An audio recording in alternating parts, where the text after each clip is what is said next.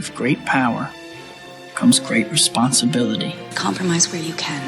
Where you can't, don't. Even if everyone is telling you that something wrong is something right, even if the whole world is telling you to move, it is your duty to plant yourself like a tree, look them in the eye and say no. You move.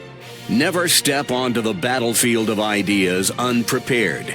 Before you enter the fray, you need a plan. And there's no better place to get one than right here on Tactics with host Caleb Colquitt. The Situation Room goes live now on News Radio 1440. And good evening, everybody. Welcome in to our program today. Whoa, camera's a little off center here there. That's weird. There we go. Let's adjust that. Sorry. Technical difficulties. Anything can happen on a live web show like that, but hey, here we are. We appreciate it so much that you have chosen to make us a part of your day. We know that it's a little bit later than usual, had some stuff come up at other job, and so we are here. We are still covering all the latest local and state, national news, whatever is on the docket. We are here to cover it at News Radio 1440, so thank you so much for being with us, whether you're joining us on YouTube, Twitter, Twitch, Facebook, Periscope, whether you're listening to us on the terrestrial signal, on the radio, however you're listening to us, we certainly appreciate your presence. And there is a little bit of really good feel-good news. You know, I feel like a lot of times when I'm doing state news, and this is actually usually true for national news as well, it's very rare that I get to do a feel-good story. And part of that has to be because I guess I just naturally gravitate towards things that tend to be a little more negative, and also because I talk more about those because if it's a story that everybody likes and everybody agrees with, there's not much point in a opinion show covering it. So I think that plays a lot into it. But every once in a while, I like to throw a little feel-good story out there, and this is certainly one of them. I just wanted to bring this to your attention. And this is an article that actually comes from Sean Ross over at Yellowhammer. And he writes, headline, Alabama high school students experiment set to launch to International Space Station. One local education system in Alabama is helping give a new meaning to the phrase, the sky's the limit. Students from the Winfield City High School are set to have their experiment launch on Sunday to the International Space Station as a part of the Student Spaceflight Experiments program. Space X-18 is set to depart Cape Canaveral Air Force Station at 7:32 p.m. Eastern Daylight Time. By the way, why is it scheduled at 7:32 and not 7:30? I have no idea. I find that really intriguing. Maybe they're doing the same thing as baseball teams now. You'll notice that like there's a few teams that the baseball teams will actually start at like 4:37 in the afternoon or something crazy like that. But anyway, I don't know why it's 7:32, but that is the correct time. On July 21st, with the payload designated SEP-15 Gemini, this signifies SEP's 15th overall flight opportunity and is the 13th SEP mission to the ISS. NACO-RAX handles the stowage and payload of the spacecraft. The launch day will come after the 50th anniversary of Apollo 11's landing on the moon. Student experiments were chosen from all around the Western Hemisphere through a process that began in fall 2018. Entitled The Purification of Water Microgravity, Winfield's experiment will join experiments from 39 other communities and being tested in a laboratory setting aboard the ISS over an approximately 4-week period. So this is really cool. And I think it's especially cool that Alabama has had a very long history of aerospace engineering and a really sort of cozy relationship with the space program. We are the site of the original space camp up near Huntsville. We do have the space program, and I forget when I came across the statistic, but I saw a statistic at some point that suggested that well over half of all the parts on the International Space Station were engineered and designed and put together in Alabama. So that's actually really cool. And I really appreciate that Alabama is, especially around the Huntsville area, really on the cutting edge of technology when it comes to space exploration. And this is just another example of that. I'm not sure exactly where the town Winfield is. It wouldn't surprise me if it's somewhere near that area, but it could be from anywhere. This isn't something that they got special consideration just because they happen to be in Alabama, and Alabama happens to be the home of a very big part of the space program. What I think is even cooler is that they just got in because of the merit of their work. And so, even without having that geographical close proximity, that these kids were able to come up with an idea that NASA and the space program in general felt merited doing a little extra experimentation on it. So, really cool the background of that. And I'll read you just a little excerpt, a summary from the report. The recent discovery of water on Mars has opened a possibility of new ways that the life-sustaining liquid can be obtained in space travel. This new method would rely on collecting water from space bodies that are not our own. The only problem with this method is determining if this water would be safe to drink. Our team is proposing to study if microgravity has any effect on the purification of water.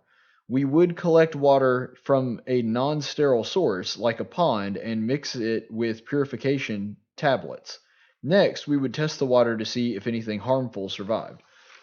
Okay, so in a sense, it's very simplistic, at least on its surface, but it actually is a good idea because you do want to think, if we're talking about things that are in the water, in other words, sediment, would the purification process that we use to purify water, would that be in any way inhibited by the lack of gravity? Because we know that these tabs, for example, work on Earth, but that may not be good enough. Maybe there is some kind of effect that would take place, whether it's not removing the sediment properly, or that some bacteria maybe could survive in zero gravity, even though it wouldn't survive that process.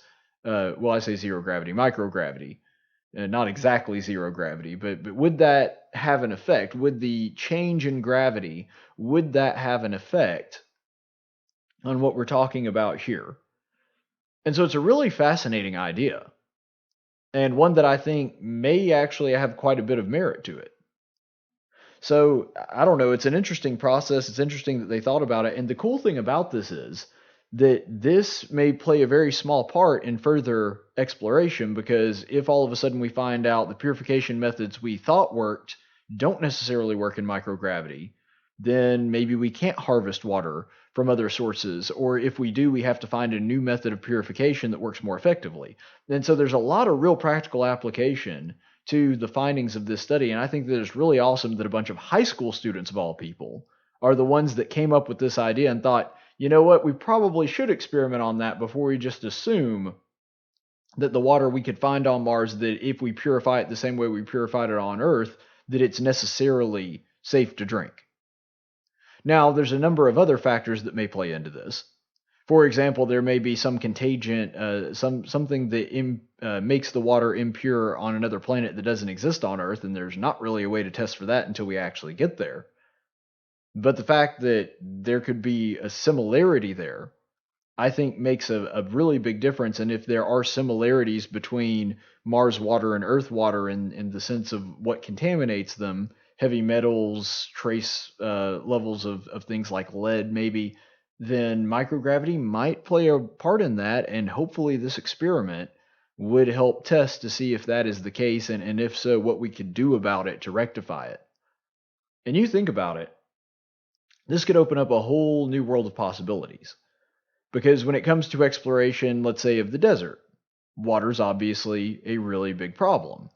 And so it's nice to be able to plan ahead of time and to pack enough water to get you through the journey. That's certainly essential. But wouldn't it be a lot easier if there was a reliable source of water that you knew that you could find and replenish yourself about halfway? Well, that would be a lot easier. It would save you a lot of money. It would save you having to carry the water yourself. You could only carry about half as much, or you would only have to carry about half as much, which would also leave room for other things that you could carry.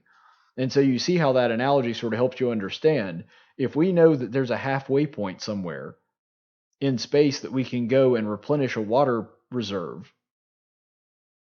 I mean, that might make a really big difference in the amount of space exploration we're able to do in one trip. Or if something really bad happens and for whatever reason a spaceship or a space station loses its water supply, they would be able to replenish with water that they find on another planet. And so you can see that there's a lot of application here that could be really helpful to astronauts, maybe even save some lives. So kudos to the students here in Alabama at Winfield City High School. Props to you. We appreciate what you're doing and making our state look good, if nothing else. Now, onto something that has been really buzzing in the media all day today. The illegal immigration House hearings, these things were held late on Friday.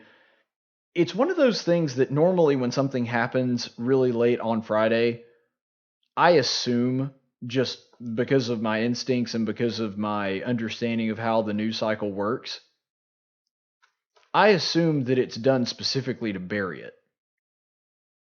And so it seemed odd to me to have a big House Oversight Committee hearing on a Friday. And then I realized why they're doing that, because the Democrats are in charge of it. They're the ones setting the schedule. Why would they schedule something that is such an important issue? Why would they put it on Friday? And then it dawned on me as soon as I started watching footage of it. The reason they placed it when they did is because the primary speakers, the primary members of Congress that were going to be presenting at this, were indeed the ones that the Democrats, at least the mainstream Democrats, don't like very much. It's what has been referred to as the squad. The 4 members of Congress that have been very outspoken, very socialist, AOC, Rashida Tlaib, Ilhan Omar, that group. And so they were the main ones that were going to be speaking at this. And I think the Democrats have caught on now and have figured out, and we're going to talk about how some polling kind of backs this up a little bit later, that these people are popular maybe within their own districts, but not very popular elsewhere. You remember just Friday on the show, it was an old clip, but we played it because it was relevant to a story we were talking about, that Nancy Pelosi said that the important thing was that we won in the swing states. We won in the swing districts, not districts like mine or Alexandria Ocasio-Cortez that a glass of water with a D next to it would win. And I mean, that's funny, but she was 100% right. There is a difference, and the Democrats that have been doing this a while realize that there's a difference in something like this, something where you just essentially a district where Alexandria Ocasio-Cortez can be about as bright as a 2-watt light bulb and still walk away with a victory because she happens to have a D by her name and her district is really, really, really blue. And so that does make a significant difference. And once you watch some of these clips, you'll understand why the Democrats were very eager to bury this as soon as possible. Now, some of the Democrat talking points you're going to hear, some of the actual stances of the Democrat Party you're going to hear. But the point is, I think that the Democrats were very much anticipating that AOC and her band of misfits were going to make her look bad or make them look bad as a whole. And because of that, they wanted it done on a Friday, sometime right after everybody's gone from work where nobody's paying attention to politics. That seemed to be the method, that seemed to be the rationale behind scheduling this when they did, because they wanted it to make as little news as possible. Unfortunately, they probably didn't predict that I was going to be showing those clips anyway, no matter what they did or when they played it. So let's go ahead and listen to this first one. This is Rashida Tlaib opening up her opening statement in this hearing. First, no one is illegal. That term is derogatory now because it dehumanizes people. You can say any other forms of maybe coming in without regulations or so forth, but the use of illegal is disrespectful, and I ask my colleagues to try in so many ways to not dehumanize our immigrant neighbors that are trying to come in for a safe haven. All right, so what's important about that clip, right off the bat, you have essentially Rashida Tlaib in not so many words restating the entire Democrat belief on this. Now, there are people that are more extreme on certain ends of it than others, but the Democrat Party has moved from a place where people like Bill Clinton and even Barack Obama felt comfortable saying, look, we don't want illegal immigration. We don't want people just crossing the border. We don't want people breaking our laws. That You had Chuck Todd from the floor of the Senate coming up and saying, these people are breaking our laws and they do not deserve to be rewarded for that. You could go down the list of establishment Democrats, Joe Biden, Elizabeth Warren, Hillary Clinton, voting for the wall, voting to fund it, and even though they, yes, genuinely wanted more illegal immigrants to come in because they felt that they were going to vote for them, the point is they were at least giving lip service to the idea that we need to secure our borders. And now that is completely shifted. And yes, these are the most far left, the most socialist out of the Democrats in the House, but even the mainstream Democrats now are saying, yes, we want health care for illegal immigrants. And essentially taking the stance of open borders. Again, some of them are more honest about that than others, but here's Rashida Tlaib pulling the mask off and just straight up saying, nobody's illegal. Which, by the way, the logic behind that is absolutely abysmal. Nobody's illegal, really. No one's illegal. So if a guy breaks into your house and takes all your stuff, he's good. Not illegal. If somebody comes in and murders your child or murders your spouse or murders you, nope, that's legal. I mean, the mental gymnastics you have to jump through to reach that kind of conclusion, Rashida Tlaib, unfortunately, has tried to make that work, and it just doesn't work. The idea that you just can break laws and not be referred to as an illegal, and this is where they've gone to. They're trying to say that, well, it dehumanizes people. But really what this is about is they want open borders. And we'll show another clip that kind of pays homage to that, but what they really want is open borders. They really want this to be considered a non-crime. It is illegal to cross into the United States without proper documentation. It would be illegal for me as a citizen of the United States. It would be illegal for me to cross into this country if I did not have proper documentation and pass through a legal port of entry. When I came back from overseas, I had to show my identity to prove I was who I said I was, and an official that runs that is at the port of entry had to look at my passport, verify I was who I said I was, and let me through. That was the legal process. That's how it's supposed to work. And I'm a citizen. And what Rashida Tlaib is trying to suggest is somebody that is a non-citizen, that is not a citizen of this country and has no documentation whatsoever, should be able to go across the border in the dead of the night and not be held responsible for that. That person is not illegal. Yes, they are. I'm sorry, maybe it doesn't make you feel all warm and fuzzy inside, but that person isn't illegal. In the same way that a citizen of this country would be considered an illegal if they broke a law. Whether it's something very serious like murder or something very, what we would think of as benign, as running a stop sign or running a red light, that is an illegal action. That is against the law. We have laws in this country. So the suggestion that no one's illegal is absurd. And also the idea that it dehumanizes people. How? This is where you show your work. Give me the logical pathway from calling someone an illegal to it being dehumanizing. Now, calling people animals, calling people pigs or cows or fleas, that would be dehumanizing. Like her buddy Louis Farrakhan when he called Jews fleas. That would be dehumanizing. Yes, there are things that you can say that dehumanizes people, because you're suggesting that they are subhuman or less than human. That would be, by definition, dehumanizing. Trying to suggest that there is a tier system when it comes to race. For example, considering certain races of people fully human and other races of people not fully human, saying that certain races are less evolved or something like that. Yes, that is dehumanizing. We can talk about dehumanization. It is a real problem, and there are really people that do it. But suggesting that someone is illegal is not dehumanizing. It is in no way suggesting that they are not human or trying to degrade that. In fact, it actually humanizes them more. Now, follow me on this. To suggest that someone is acting illegally, to say that someone is an illegal, would suggest what? That they have broken a law. Animals cannot break laws. It is impossible.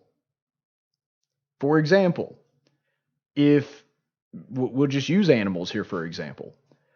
If a stray steer wanders onto my land, then I have the right to remove him, but I cannot try him for trespassing. Why? Because he's not an illegal, because he's not a human. He is an animal. He acts on instinct. He doesn't necessarily have control over his actions, and he cannot be taught laws and what is acceptable and what is not. You cannot try an animal for a crime. If, for example, there was a dog that was trained to attack and kill people, and he did exactly that, what would they do? They would try the person that trained him to do that for that crime. Whether it was murder or negligence or however the circumstances surrounding it, the point is the human would be held accountable, not the dog. Why? Because the dog's not a human. It doesn't know any better. The person is a human and can be considered illegal. And so the idea that it dehumanizes people makes absolutely no sense. If anything, you're suggesting that they're human by suggesting that they have the capacity to break a law. And I hate to say this, but there are even good, well-intended people that have fallen for this lie. There are people that I know, that I appreciate, that I think are intelligent. One guy I'm thinking of in particular that I think the world of has bought into this philosophy that suggesting that someone, because they break a law, that is saying that they are not human. And it absolutely drives me up a wall that just stating a simple fact that someone illegally entered this country, which is against the law of the United States, that saying that is the same as degrading them or calling them a cockroach or something. If I were to call them a demon or anything like that, that would be dehumanizing. Not the same as saying that somebody is illegal. But the truth is, this mentality is designed specifically to do one thing and one thing only, and that is to decriminalize crossing the border. They do not want people thinking of crossing the border into the United States as a crime. And because of that, they have slowly adjusted the narrative. They have slowly adjusted the language to try to move you as far away from terms that would suggest that they're breaking a law. And this is where we're going now. Because originally it was referred to as an illegal alien, which, again, legally, perfectly correct. They are alien, they are not from this country, and they crossed into the country illegally. Therefore, they are an illegal alien. Technically, they're not even really illegal immigrants, because immigration is a legal process. And so by even suggesting that they are immigrants is to suggest that they went through some kind of legal process. If you came through here illegally, that is incorrect. But that's what they changed it to. They changed it to illegal immigrant to suggest that there was some kind of legal process that they went through. Then they moved it to, and this is the really crazy one, undocumented workers, which I'm sure that they put through different test groups over and over again. The reason that one wound up accomplishing their purposes is because undocumented just sounds like there was some kind of clerical error. It doesn't suggest that a crime actually took place, and worker would suggest that everybody coming across is a worker. For example, you have somebody that comes across that is 5 years old. They are an illegal alien, but they're not a worker. Now, can we maybe show some compassion for somebody that came across that did not do so of their own free will, that their parents dragged them across? I'm open to having that discussion, but don't call them an undocumented worker because they're not a worker. And if they are working, then there's a whole other slew of problems that come across because we have child labor laws in this country. But my point in all of that is they've been slowly trying to adjust the language to help remove the idea of this being a crime from their minds. But that's not the case. It is still to this day, crossing into America without proper documentation and permission from our government is indeed a crime. If you want to change that, change that. You're a lawmaker. But don't act like you're not for open borders when you're saying, well, it's not illegal. Well, if you don't want it to be illegal, then yes, by definition, you would be for open borders. All right, here's another clip from from Alexandria Ocasio-Cortez along the same lines. There were 3 different options presented. The third included the option for family separation. This initiative would pursue prosecution of all amenable adults, including those presenting with a family unit. Mr. Holman, your name is on this. Is this correct? Yes, I signed that memo. So you are the author of the family separation policy? I am not the author of this memo. You're not the author, but you signed the memo. Yes, a zero tolerance memo. So you provided the official recommendation to Secretary Nielsen on for the United States to pursue family separation. I gave Secretary Nielsen numerous recommendations on how to secure the border and save lives. But it says here that you gave her numerous options, but the recommendation was option 3, family separation. What I'm saying, this is not the only paper where we've given the Secretary numerous options to secure the border and save lives. And so the recommendation, of the many that you recommended family separation. I recommended zero tolerance. Which includes family separation. The same as is with every U.S. citizen parent gets arrested when they're with a child. Zero tolerance was interpreted as the policy that separated children from their If parents. I get arrested for DUI and I have a young child in the car, I'm going to be separated. When I was a police officer in New York and I arrested a father for domestic violence, I separated that father Mr. from his Holman, family. with all due respect, legal asylees are not charged with any crime. When you're into the country illegally, it's violation 8 United States Code 1325. Seeking asylum is legal. If you want to seek asylum, you go through the port of entry, do it the legal way. The Attorney General of the United States has made that clear. Okay. Mr. Chair, the memo is submitted to the record for review. For once, AOC is without words. For once, she had no idea what to say or how to respond.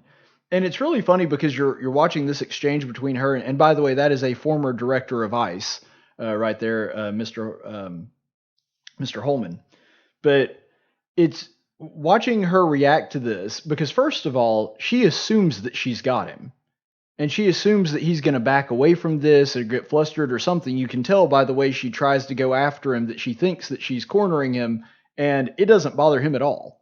Because she brings up that family separation was a part of his recommendation, which was the zero tolerance policy that they crafted. They looked at the 3 options. They said the zero tolerance is the best one, and that happened to include family separations in it. And so she tries to get it. It's like, so you're the author of this. He's like, no, I'm not the author. I wrote it, but I signed it.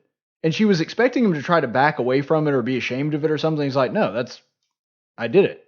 I'd do it again. Because that was the policy that was most likely to save lives and keep our border secure. And so she's really kind of dumbfounded by the fact that she thought that he would be backpedaling at this point, and he's not. And you would think that guy being a former New York police officer and her being from New York, she would have anticipated that this would be kind of a tough guy. But nonetheless, that's what happened. And so she tries to do this, and then what's funny is she winds up being the one that backpedals. And she tries to get the answer out of him, and he just very plainly answers, yeah, that was me. I signed it. I'd do it again. And then she has nowhere to go, and then she just quickly tries to get out of there and then yields her time afterward.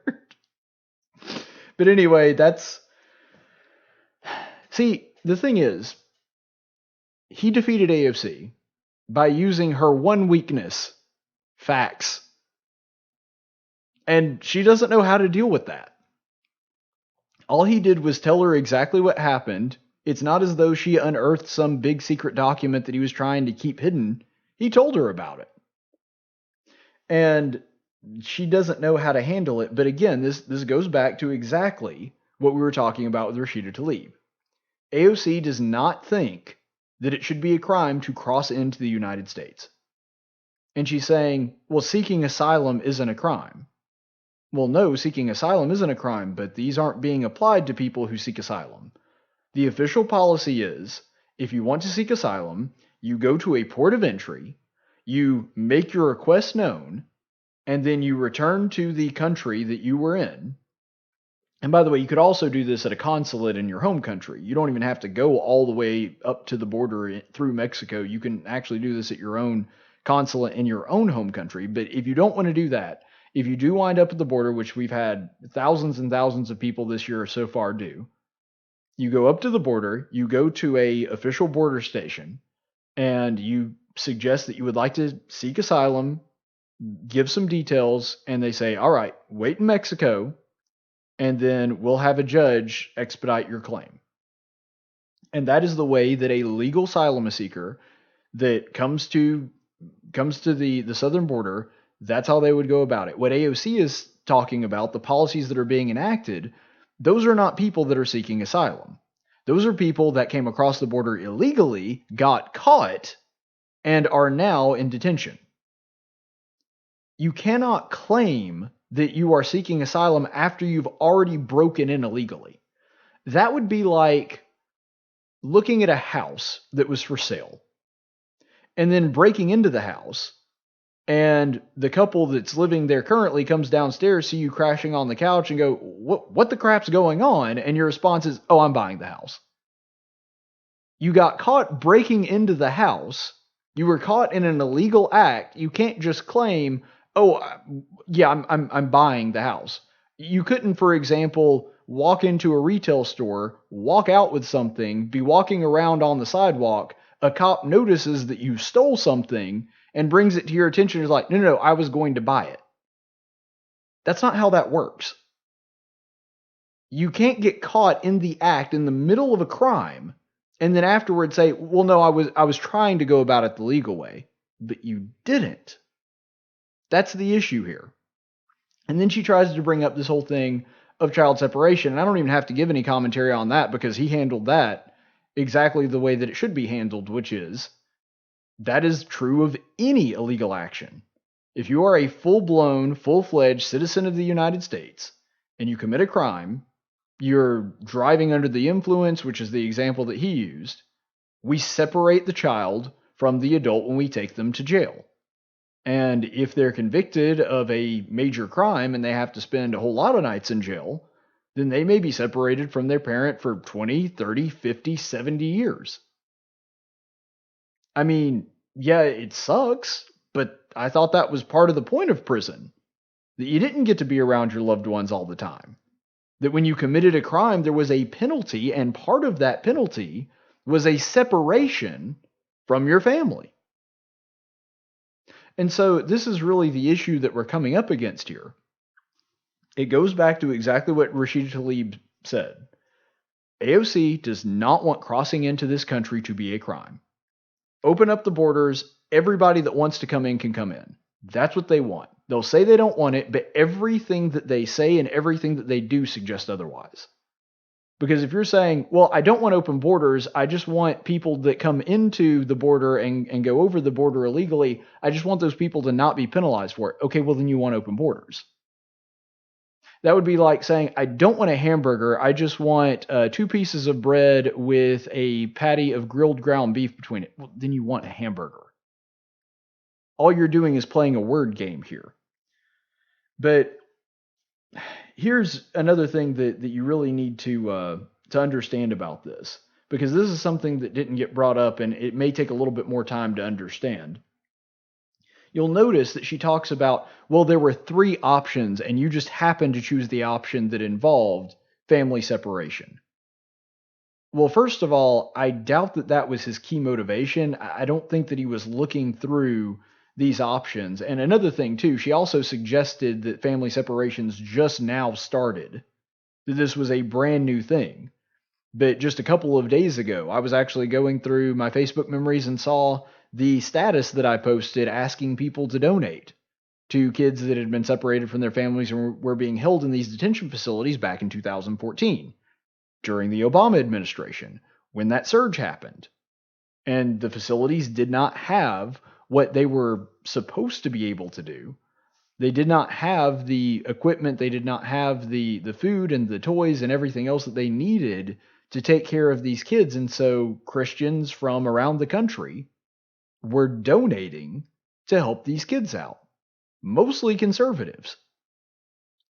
And that was something that back when Barack Obama was in charge, the family separation thing just wasn't a big deal. Nobody seemed to care about it. They treated it as though it was not even happening. But now all of a sudden, because Trump's in charge, they assumed that the family separation thing was some evil scheme specifically hatched to, harm these kids in some way just because Trump's mean. But the family separation thing, like I said, is a common occurrence in our legal system, even for citizens. She's not asking for some kind of human right or some kind of human decency. She is literally asking for a special privilege. Because you can have visitors in prison if you're an incarcerated citizen of the United States, but they don't get to come live with you in the prison, and I don't know that we would want that even if that were an option. Because if the kid was with them, then they would say, see, they're jailing kids for the crimes of their parent, which would also be wrong. Family separation is a terrible thing, but in this case, it's the only thing that makes sense. Especially when you consider the number of coyotes that are coming across specifically with children to disguise the fact that they're smuggling drugs or smuggling people across. But even if you ignore all that, even if you ignore every bit of that, what you have to keep in mind here is that when you're talking about people coming into the border, this was not the motive. This was not the reason that they chose that.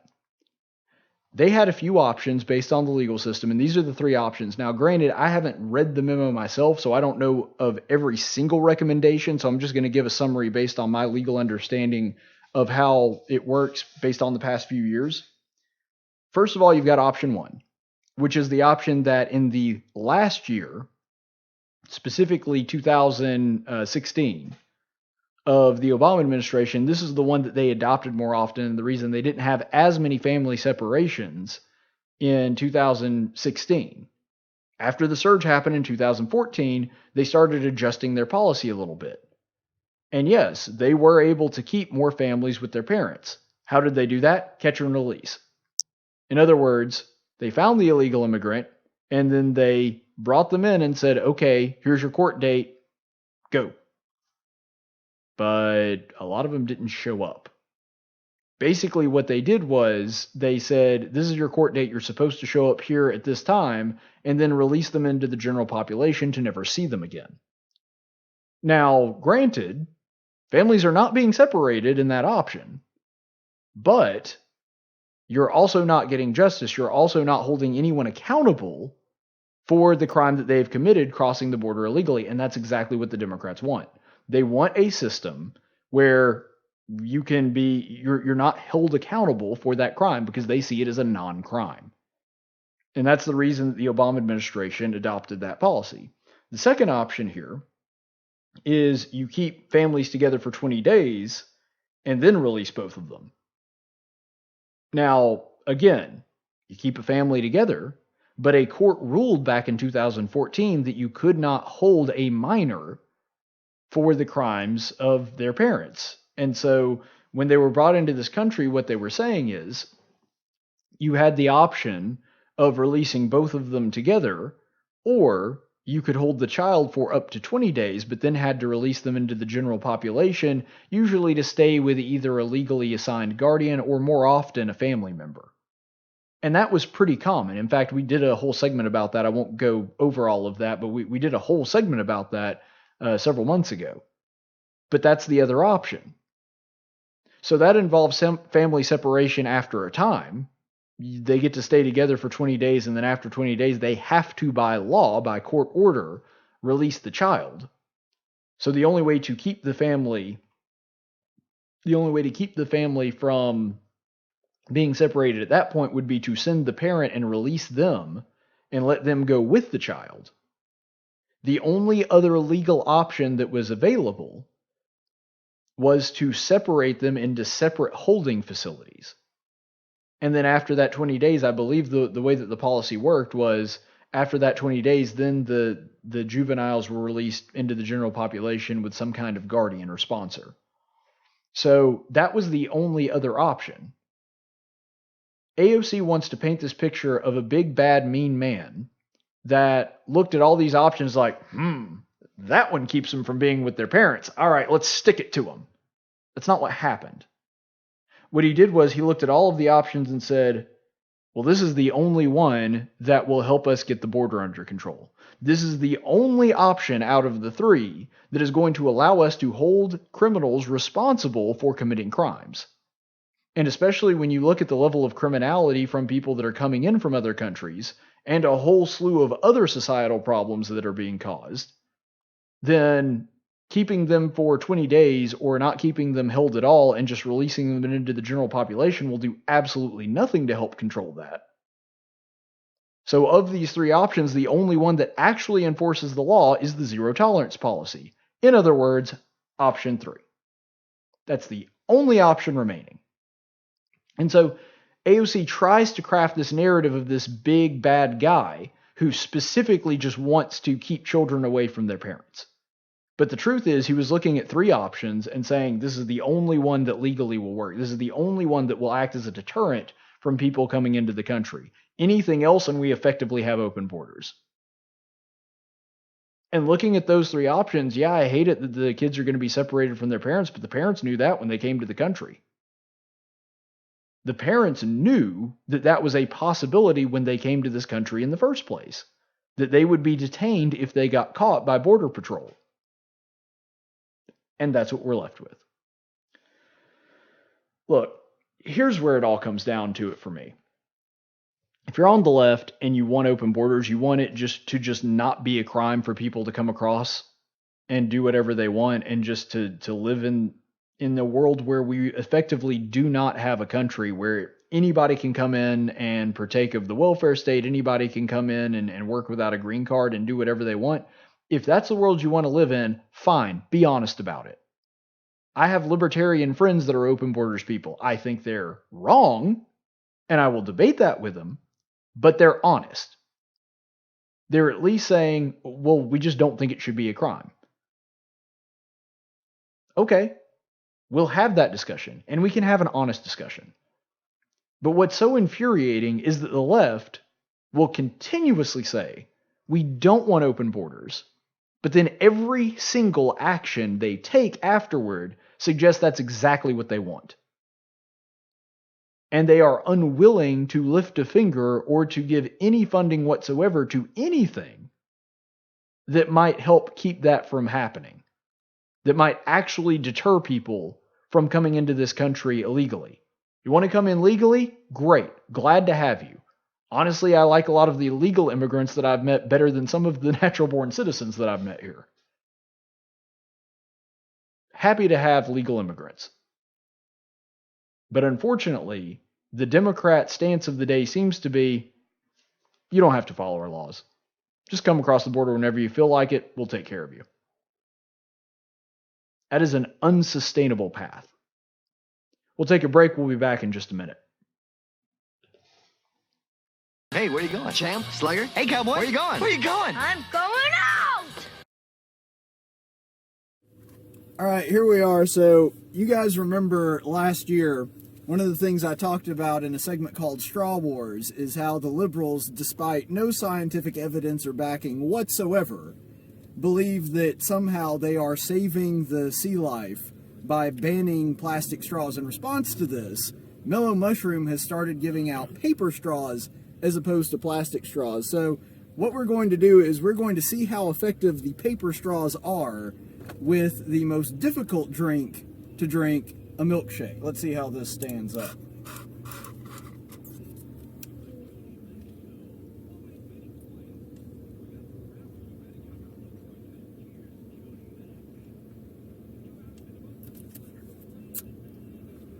All right, so first of all, I got about 2 sips out of that, and the paper stuck to my lips. This thing does not work too well.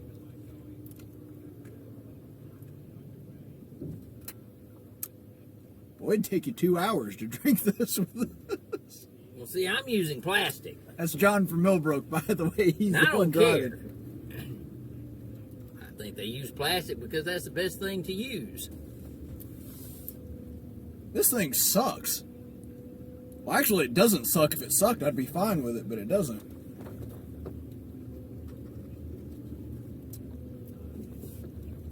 This milkshake will melt before I finish this. All right. Experiment over. It's biodegradable. All right. We're going to fix this now. There we go. Good old petroleum-based plastic straws. Hallelujah. Hallelujah. Oh, that's so much better. I got a question about this. Oh yeah? With the paper, aren't they concerned about the trees, having to cut down the trees to make the straws too? Is that not a... Well, that's one of the points that I made. It doesn't matter what you make the straw out of. You're expending some kind of resource. Well, yeah, because we all live here. Well, that's what I'm saying. Like, it doesn't matter what you make any product out of. You're expending some kind of resource. Mm-hmm. And that's true of straws or anything else. Well, I tell you this. Just based on this little experiment, I know that I saw that Disney is planning to go completely paper straw by 2020 on all their cruise lines and all of their amusement parks. I contend that Disney World is not the happiest place on earth if I can't drink a Dead Blame milkshake while I'm there. But I will, to their defense, say one thing. Oh? You can take a pocket knife in. So help me. That's something. Yeah. Anyway, all right, so even though this went about the way I expected it to, paper straw experiment failed miserably.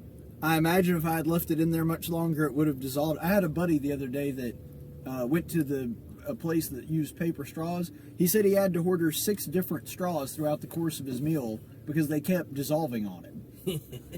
Which I'm sitting there thinking, you can't tell me that using 1 plastic straw is worse for the environment than 6 paper straws.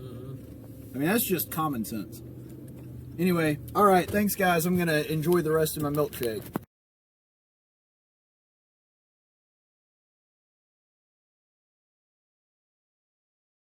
No, you messed it up.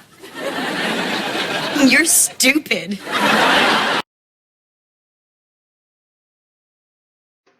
And today's Daily Dose of Stupid, we're actually staying kind of on a similar line. We're not talking about illegal immigration, but we're talking about many of the same people because the internet absolutely exploded after President Donald Trump tweeted out something nasty about the 4 members that we were just talking about, the squad, as it were. So here's just a sampling of Donald Trump's tweet, and hopefully I can go ahead and bring this up. I don't know why it's so far down here. There we go.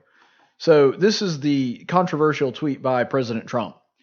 So interesting to see the progressive Democrat congresswoman who originally came from countries whose governments are a complete and total catastrophe, the worst, most corrupt and inept anywhere in the world, if they even have a functioning government at all, now loudly and viciously telling the people of the United States, the greatest and most powerful nation on earth, how our government is to be run. Why don't they go back and help fix the totally broken and crime-infested places from which they came, then come back and show us how it is done? These places need your help badly. You can't you can't leave fast enough. I'm sure that Nancy Pelosi would be very happy to quickly work out free travel arrangements. Wow, and all that did is remind me of how terrible my Trump impersonation is. You know, it took me 6 years to get good at President Obama's impersonation, and then he leaves office. Yeah, maybe by 2022 I'll be better at Trump. Anyway, but that is the Trumps that those are the tweets that Trump was putting out there, and immediately they were being denounced as racist because he was telling them to go home. And one thing that's odd about that is, first of all, I assume that he's talking about specifically Rashida Tlaib and Ilhan Omar, because AOC is a natural-born American citizen. But I think Rashida Tlaib may have actually been born here as well. I'm not sure. Now, in Ilhan Omar's case, she's a Somali, and she was born in Somalia and came to America as a refugee. Nothing wrong with that. But the point that he's making is not this person is of this race, and so I'm saying this, and I don't understand really where the racism aspect comes into it anyway. That wouldn't be racist, that would be nationalist, which I have some issues with nationalism too, and we'll get to that in a second. But like, for example, it could be theoretically racist if you were to walk up to a random Asian person and knowing nothing about them saying, go back to China. Well, first of all, they may not even be from China. That may not even be their country of origin. And unless they were actually born there and moved here later, then there's no going back anyway. So I guess you could say that assuming that someone is from another country simply because they look differently than you, then that would certainly be racism.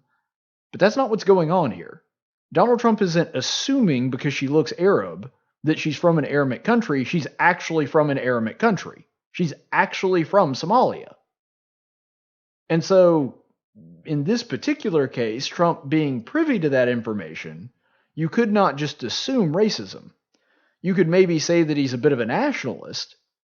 And I think that since he's labeled himself that, I don't think that that would necessarily be an unfair characterization. I don't like the fact that he's labeled himself that. I don't like the fact that people now are embracing nationalism on the right. But the point is, if you're talking about race, that's not a racially charged comment. Because when he says go back, he's talking about a person that he knows for a fact, beyond the shadow of a doubt, has actually come from that country. And he clarifies and doubles down a little bit on this later today in an event where the press was asking questions. And if you listen to him explain it, even though there's no aspect of this that seems racially motivated anyway, then if you look at this clip, it certainly gets rid of any notions that you might have had that this is racially motivated or that he was even being nationalist, really. Take a look. Well, I didn't mention names, and I didn't do that, but I will tell you, with our country, and I think everybody in this audience, these are great manufacturers, great workers in our audience, too. They brought a lot of their workers here. If you're not happy here, then you can leave. As far as I'm concerned, if you hate our country, if you're not happy here, you can leave. And that's what I say all the time. That's what I said in a tweet, which I guess some people think is controversial. A lot of people love it, by the way. A lot of people love it. But if you're not happy in the U.S., if you're complaining all the time, very simply, you can leave. You can leave right now. Come back if you want. Don't come back. It's okay, too. But if you're not happy, you can leave. They're free to leave if they want. And if they want to leave, that's fine. And if they want to stay, that's fine. But the people have to know. All right, so a couple of things there. First of all, I've got to say, I always found it hilarious that Trump will say, I'm not mentioning any names. I didn't mention their names. Dude, we know who you're talking about. Like, I'm not mentioning any names. I'm just talking about the member of Congress from Somalia. I'm not mentioning any names, but I'm doing this in response to a story specifically about these particular 4 members of Congress. And then we haven't seen this yet, but I'm going to play this clip in a second. I'm not naming any names. I'm just talking about a congresswoman from New York who led a campaign to get rid of Amazon.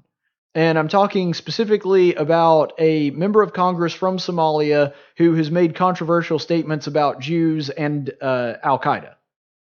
It's just funny that he continues this weird game where he's like, well, I didn't mention any names. I'm just talking about these people. I don't know. I've just always found that comical. Trump tends to do weird stuff like that. But the whole reason he's saying, well, I didn't mention names. Look, everybody knew who you were talking about. It's not a secret. But second of all, when he goes on about this, he says some tweets, which apparently are controversial, but a lot of people loved them. It's such a Trump thing to say. But nonetheless, getting into the real substance of what we're talking about here, personally, I'm not a fan of the if you don't like it, get out attitude. I never have been. Because to me, it reeks of somebody who does not want to have a conversation. It's the same reason I don't like it when people try to use the race card. The reason I don't like it when people use the race card is because it is used as a tool to shut the other person up. In other words, this is someone who does not want to have a discussion, who does not want their ideas challenged, and so because they don't want that, they take the easy way out and lob some kind of baseless accusation at a person to try to discredit them and to get them on the defensive. It's a sleazy, underhanded debate tactic that does not benefit anybody and shuts down speech instead of encouraging it. This is nothing you can do about it, and I don't really care what you think about it. And you know what? I don't even want to talk to you, so go away. That doesn't encourage speech. Now, there's times where I want to say that. There are times where I've been tempted to say that, but I don't think it's an effective method to win hearts and minds. And even to people surrounding you, I don't think that it does anything. All it does is get people whipped up and, either get them very angry or, cheering you on. It does not do anything to foster thought or a free exchange of ideas. However, I do want to make the point, technically that's not what Trump did here. Now, again, I'm not sure that this was the best way to handle it, but if you don't like it, get out, that is not what Trump said. Now, granted, it's a very nuanced difference, but what Trump specifically said there, and you watched it throughout the clip, is he's saying, because I know it's close, but he's saying, look, if you're so miserable, if you dislike this country so much, why are you still here? Which is a legitimate question. It's a question I've asked before. Again, I think you have to be cautious about it because it's so similar to the if you don't like it, get out. But what Trump said there was, look, if you don't like it, you have the option of leaving. That's all he said. If you don't like it, you can leave. You can stay, you can leave and then come back later. But the point is, don't act as though you're stuck here. Don't act as though this is some kind of horrible country. I've said the same thing about Bernie Sanders. Bernie Sanders constantly talks about the United States as a force of evil. He talks about how horrible it is, how backwards it is, how much inequality there is, and talks about how great a lot of other countries are, to which I've always said, well, if Bernie, you think the other countries got it right, why don't you move there? And again, I'm not saying that you're not allowed to be here if you don't like it. I'm not saying that I'm not trying to shut down your speech by saying, if you don't like it, leave. I'm saying, genuinely, why is it that if this place really does make you so miserable and it's such a horrible place to live, why do you want to live here? I have a relative that's a very dedicated Democrat voter, and I love him. He's somebody that I really enjoy spending time with. We typically, we talk politics some, it depends. But I've said to him before, and out of genuine curiosity, not trying to get rid of him, frankly, I'd hate it if he moved out of state because I'd see him less. But I genuinely asked, if your values don't align with the values of your neighbors and the people around you, and you really don't like the politics of this state, why haven't you moved? I'm not doing that out of malice. I don't want him to leave. Heck, it's better for me if he stays.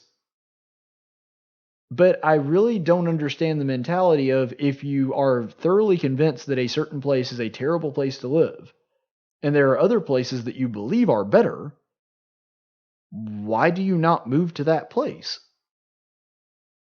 And so, technically speaking, even though it's close and I can understand the confusion, technically what Trump said there was not, if you don't like it, leave, because you'll notice that he said afterward, you can stay, that's fine. He's not trying to say everybody get out. And that's another thing about the whole claiming that it's racist. How many racists do you know that give people the option? Seriously, let's look at some actual racists in history. How many racists in the Trail of Tears, for example, said, okay, Native Americans, Cherokees, we're rounding you all up and we're leading you to Oklahoma, or you can stay, that's fine, we don't care. And that's not how actual racists operate. You look at the Holocaust and they're like, all right, Jews, we're rounding you all up and we're putting you on this train and sending you to this camp. Or, you can stay. Or maybe, after the camp, you come back later and live next to us just like you used to. That's cool. Real racists aren't about options. Real racists want to get people out and not let them come back, and they don't have the option to stay. And by the way, there's racists on both sides of this argument in this country. There are people that are black national separationists. They want a separate black nation, just like there are white nationalists who want a separate white nation and to enforce desegregation. This is a problem across all races. It is a human problem, but the point is a real genuine racist doesn't say to somebody, well, you can stay, you can leave. And they don't say to somebody, well, maybe you can leave for a while and then come back later. Come back once you've thought it out or thought of a better idea or something. They say you get out and you don't ever come back. That is not what Trump did here. And so if you really are digging into what the guy actually said and looking at it in context, there's really no way that you can get racism out of that. But let's go ahead and look at another clip because Trump elaborates a little bit more on a separate point here, and he really goes after specifically Ilhan Omar and to a lesser extent Alexandria Ocasio-Cortez. These are people that if they don't like it here, they can leave. And I don't know who's going to miss them, but I guess some people will. One of them is polling at 8%. One of them is polling at 8%. So when I hear people speaking about how wonderful Al-Qaeda is, when I hear people talking about some people with the World Trade Center, some people, no, not some people, much more than some people. When I hear the statements that they've made, and in one case you have somebody that comes from Somalia, which is a failed government, a failed state, who left Somalia, who ultimately came here, and now is a congresswoman who's never happy, says horrible things about Israel, hates Jews. It's very simple. And if the Democrats want to wrap their bows around this group of 4 people, one of them kept Amazon out of New York, tens of thousands of jobs, would have been a great thing. And she kept Amazon from going, would have been a good deal. I mean, could he have made better? Maybe. But tens of thousands of jobs. And New York has not been the same since that happened. It's really hurt New York and New York City. Amazon was going to go. They were going to relocate a major section of their business in New York. She kept them out. That was a terrible thing she did. A terrible thing she did. So the president really going after those two with both barrels. Now, when it comes to the AOC thing, that's actually one of the very few issues that I thought that AOC was making at least some sense. The way she went about it was completely wrong, but her underlying point of, these big corporations getting sweetheart deals from local governments, that actually did make some sense. The way she went about it was dumb, especially considering she cost an awful lot of jobs in her own district. But the point is, that's one of the very few points of, not agreement, but I can kind of at least see where AOC was coming from on that. But that's really we're not here to rehash that. The point is the president went after them with both barrels, and really the big takeaway from that was that President Trump just came out and said it. Ilhan Omar hates Israel, hates the Jews, which is a astounding thing for a United States president to say. But here's the thing. Through that whole clip, and normally when I'm looking through a Trump clip, I'll see at least a couple things that are wrong. I don't think I saw anything that was wrong. I couldn't figure out where he was pulling that 8% number coming from. And if he was pulling that from nowhere, then that he technically got wrong. But, the president is not real precise in his language. But there's not anything that he said there that I could find that was untrue. And the really shocking thing, and that's the clip that you're going to see on all the nightly news channels, that's what you're going to see, is that he was talking about Ilhan Omar actually hating Israel, hating the Jews. But the thing is, he backed it up with actual examples and didn't even need all of the examples that are out there. For example, this is a woman who formerly worked for CARE, who is a front group and a fundraiser for Hamas. They are to this day a named but unindicted co-conspirator with Hamas. They are a front fundraising group for a terrorist organization that has in their charter the destruction of the state of Israel, the destruction of the Jewish race. Can you imagine if President Trump, for example, being a businessman, used to work for a company that was a front group for the white nationalist, that was a front group for the Aryan nation, was a front group for the Klan? You would hear nothing but that 24 hours a day, 7 days a week on all of your channels. And by the way, should. There is no way that somebody that has attained a federal office should have connections that close to a racially motivated terrorist organization. And Ilhan Omar is one of those people. She worked for a group that was an actual terrorist organization that has killed Americans, killed Jews, and they have stated that their long-term goal is the destruction of Israel and the destruction of the Jewish race. And yet she holds a federal office right now. You better believe that if the shoe were reversed, even if it wasn't the president, because of course Ilhan Omar isn't, because if she was the president, they would have swept this all under the rug by now. But even a smaller office, even if this were a Republican House member, it may not be 24-hour coverage, but it would be darn close. And it is absolutely mind-blowing that a hate group like CARE, that somebody that used to work for them, is now in an actual seat of power, actually in the House of Representatives. But you also have to keep in mind that she has shown support for the BDS movement, which is a group founded on anti-Semitism and trying to economically cripple the state of Israel. She also suggested in a tweet that any Jews that have any kind of loyalty to Israel are duly loyal. In other words, they're some kind of traitor to the United States because they have a dual loyalty, one to the United States and one to Israel, which is absurd on a number of levels. I support a number of countries that are allies of the United States, including Israel, including Britain, including France, including Germany, including Italy. We have a lot of allies all over the world. That doesn't mean that I have more than one loyalty, or that my primary loyalty isn't to the United States of America. But nonetheless, she suggested this and suggested their motivation for this was money, which is about as anti-Semitic as it gets. And let's also not forget that she's big buddies with Louis Farrakhan, who, as I mentioned earlier in this same program, has referred to the Jews as fleas, has referred to them as satanic, and generally dehumanizes them on a regular basis. And Ilhan Omar is good buddies with this person, never denounced him, in fact, continues to praise him. You could go along with Linda Sarsour, you could go along with a number of other anti-Semites that Ilhan Omar is very close to. And then you also have the things that President Trump mentioned, where she was talking about, now granted, Trump didn't misrepresent the comments, but he didn't exactly give a word-for-word quotation from her either. What happened is she was talking about the United States and some of her experiences, and she said, I don't understand how people don't talk about the United States the same way they talk about Al-Qaeda.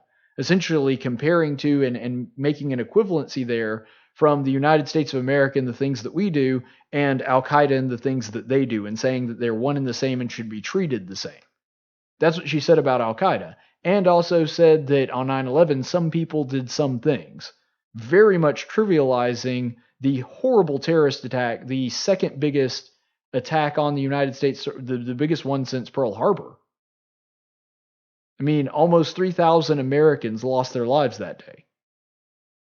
And so, yes, she has a long, well-documented history of anti-Semitism and anti-Israel sentiment, and has specifically partnered with groups that have stated they want both of those things to be wiped off the face of the earth.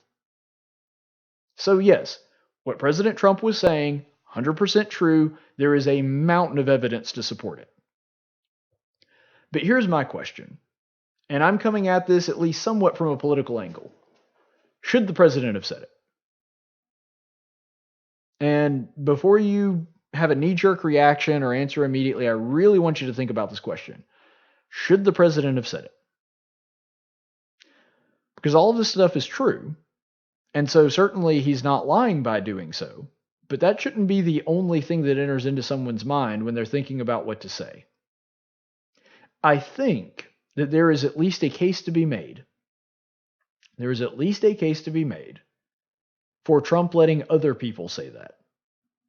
Because you have people like me, and on a much bigger platform, people like Mark Levin and Sean Hannity and Glenn Beck and a whole bunch of other guys that are on News Radio 1440. You know, Rick and Bubba, all those other guys. Rush, Ben Shapiro. We all do that heavy lifting. We do the work, and we talk about it. And it doesn't just have to necessarily be media personalities.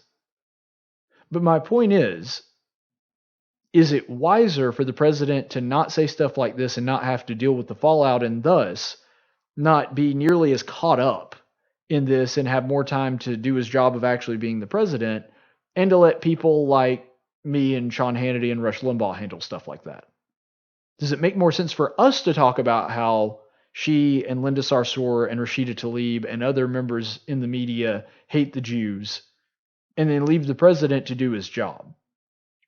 Is it beneath the office of the president to attack a member of Congress like this, even though the attack is well-founded and true? And by the way, I don't have a clear-cut answer. I'm not fishing for something in particular. I'm genuinely posing the question because I'm not sure. My initial reaction is to err on the side of caution and say no. But having the bully pulpit does bring that into the spotlight, and maybe there were some people that heard that wouldn't have otherwise. Now, unfortunately, I think what's going to happen is a lot of the people that don't know about that will probably be watching channels where they'll edit that part out and just play the one little soundbite of Trump without any context or explanation saying Ilhan Omar hates the Jews and hate Israel. And even though it's accurate, and even though, like I said, he actually gives an explanation and reasons why he says that later, unfortunately, they'll probably distill it down to a single soundbite. But is that his problem? Is this something that he needs to talk about? He believes that it is, and he actually gives an explanation for why he said it too, which is very rare. We get a little insight into the way that the president thinks, not just necessarily what he thinks, but how he thinks. And politicians can't be afraid to take them on. A politician that hears somebody where we're at war with Al-Qaeda and sees somebody talking about how great Al-Qaeda is, pick out her statement, that was Omar, how great Al-Qaeda is.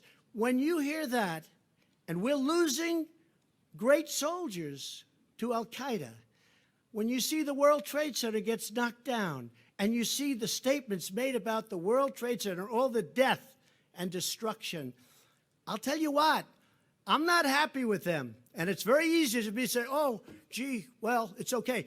If weak politicians want to say, and the Democrats in this case, if they want to gear their wagons around these four people, I think they're going to have a very tough election, because I don't think the people of the United States will stand for it.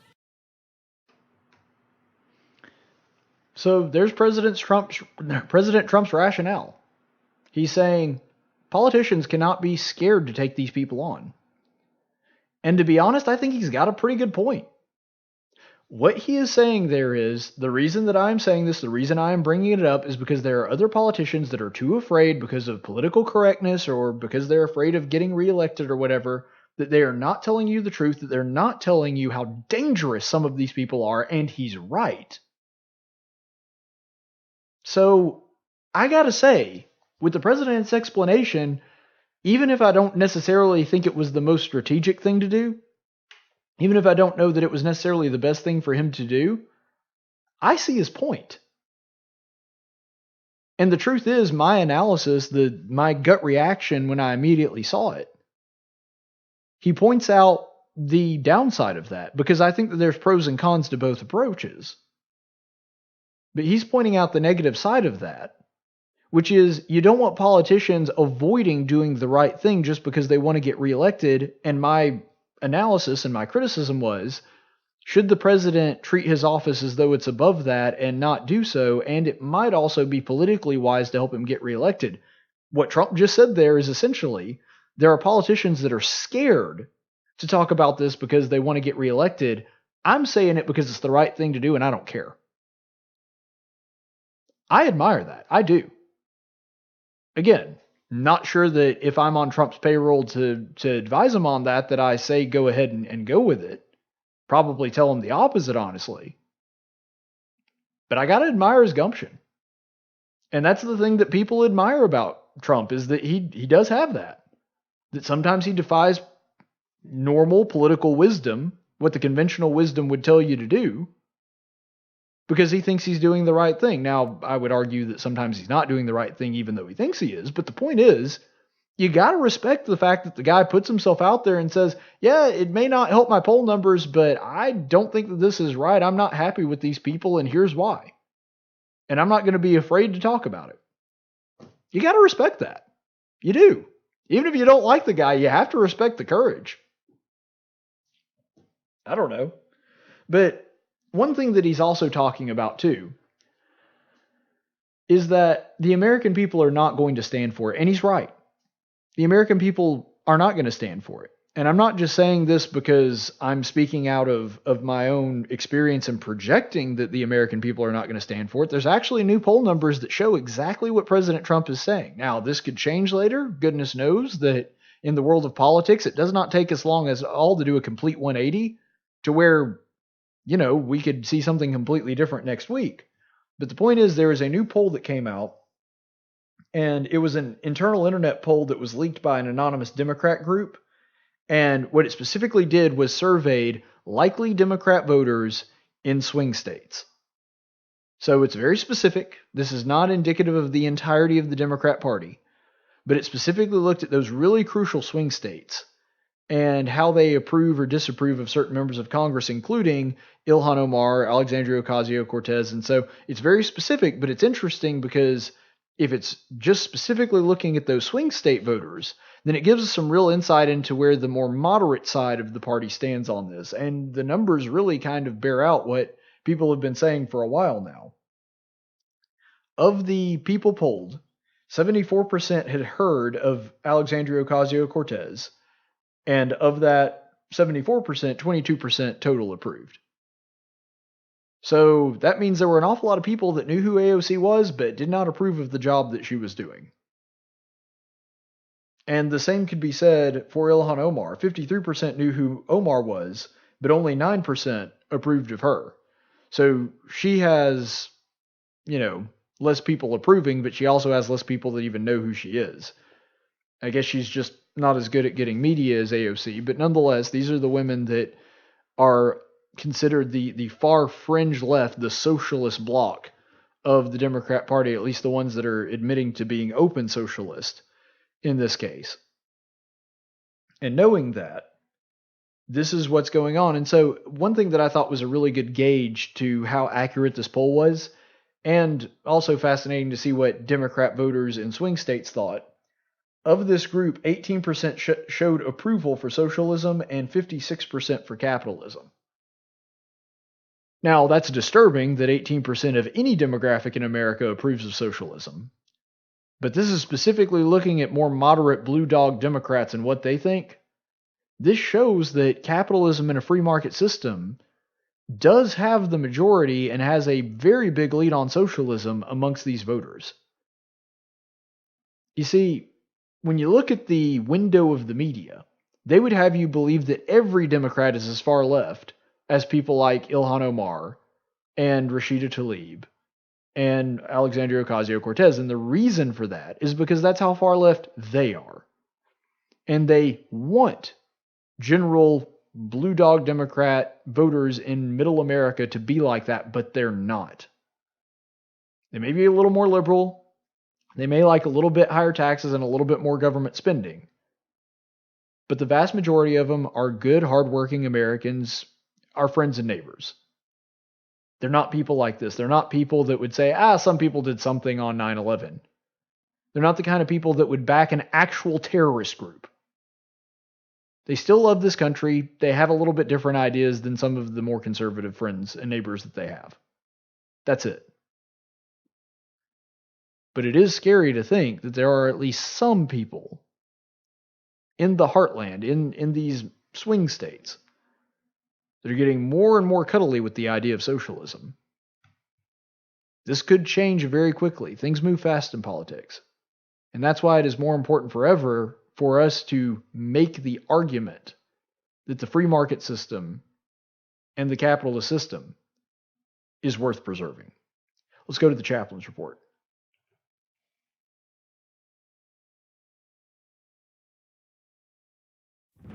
In 1775, the Continental Congress created the Chaplain Corps.